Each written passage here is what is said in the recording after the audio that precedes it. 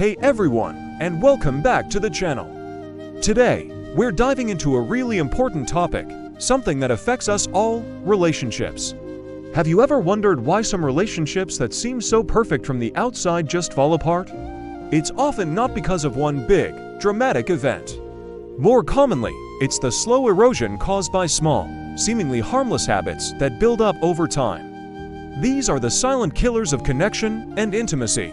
So, in this video, we're going to uncover 7 of the most destructive habits that can kill a marriage or any long-term relationship. My goal here isn't to scare you, but to empower you. By recognizing these patterns, you can stop them in their tracks, strengthen your bond, and build a relationship that's not just surviving, but truly thriving.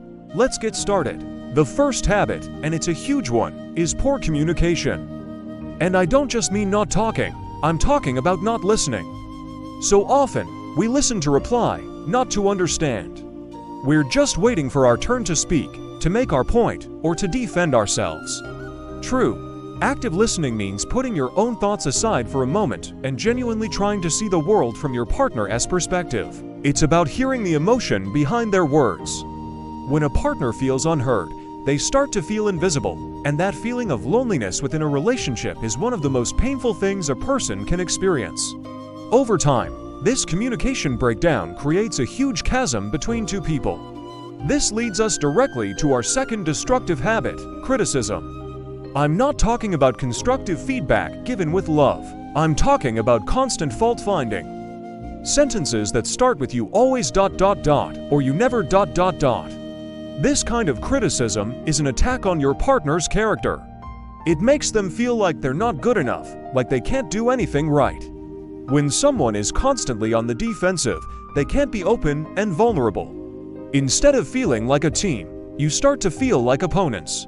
The antidote to criticism is to express your needs and feelings using I statements. For example, instead of saying, "You never help with the dishes," try, "I feel overwhelmed and would really appreciate some help with the dishes." It's a game changer.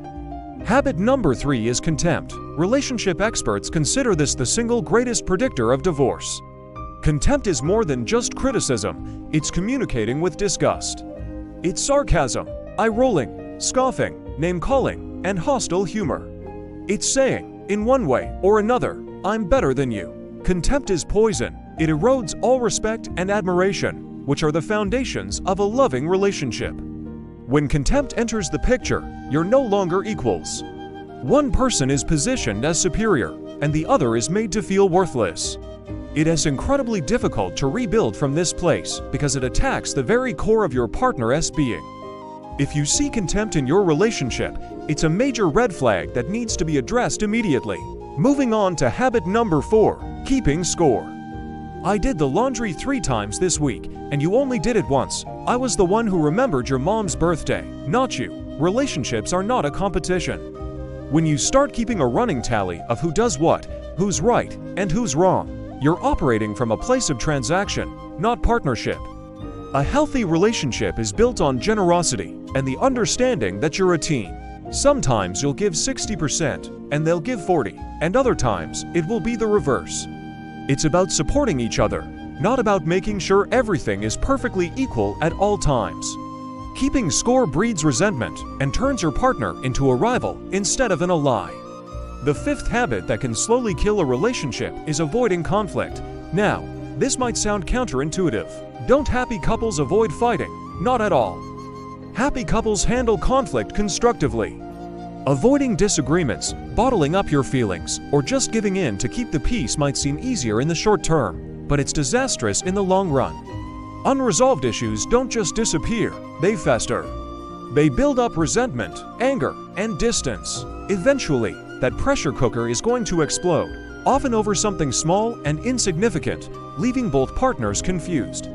Healthy conflict is essential for growth. It's how you navigate differences and come to a deeper understanding of each other. The key is to fight fair, without criticism or contempt. Habit number 6 is taking each other for granted. Remember the beginning of your relationship? The little compliments, the thank yous, the thoughtful gestures. As time goes on and life gets busy, it's easy to let those things slide. We assume our partner knows we love and appreciate them, But assumptions are dangerous.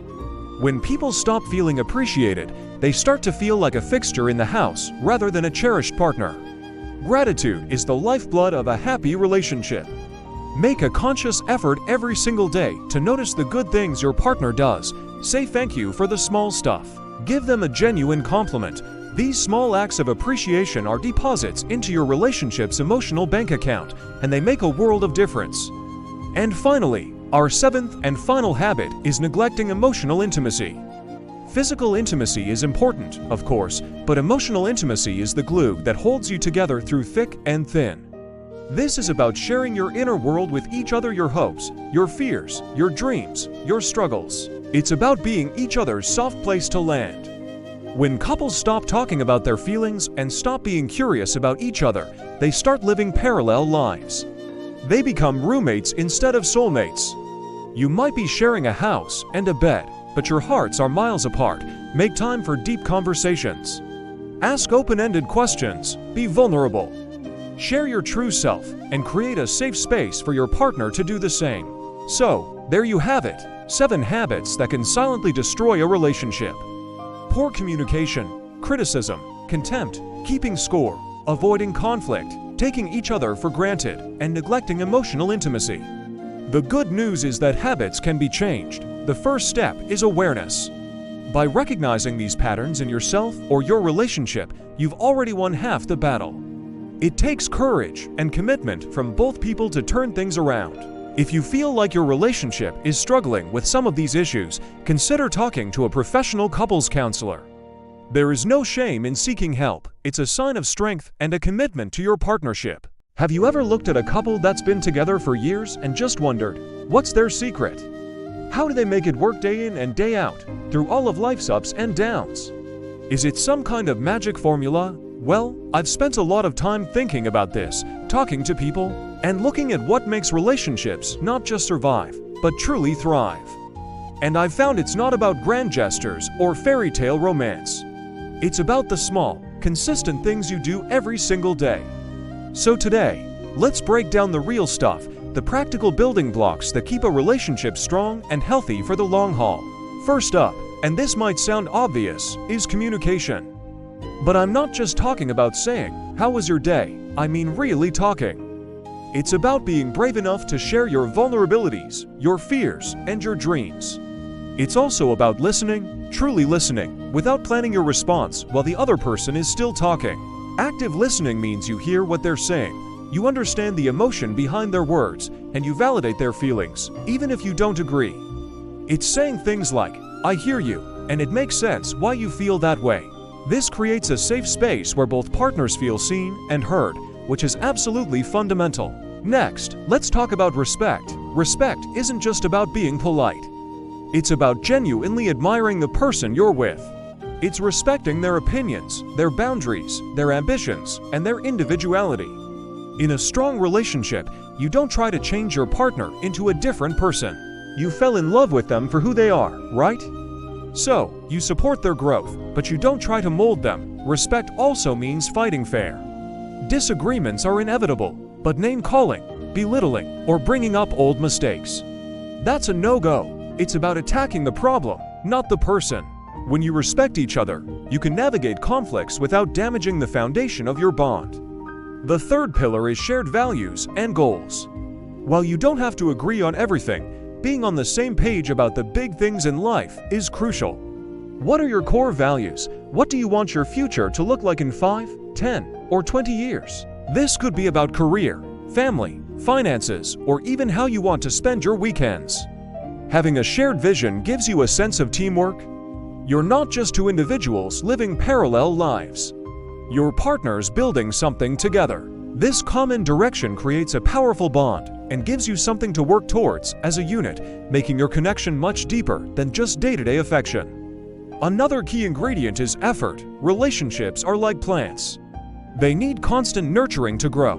You can't just plant the seed and expect it to flourish on its own. Effort means making time for each other, no matter how busy life gets. It's about planning date nights, putting your phones away during dinner, and showing appreciation for the little things. It's remembering to say thank you for them taking out the trash or making coffee. This consistent effort shows your partner that they are a priority. It keeps the spark alive and prevents you from falling into the roommate trap, where you just coexist without any real connection. The romance doesn't have to die, but you have to actively keep it going. Finally, and this one is so important, it's about individual happiness. A healthy relationship is made up of two healthy, happy individuals. You can't expect your partner to be your sole source of joy and fulfillment. That's too much pressure for anyone. You need your own hobbies, your own friends, and your own sense of self.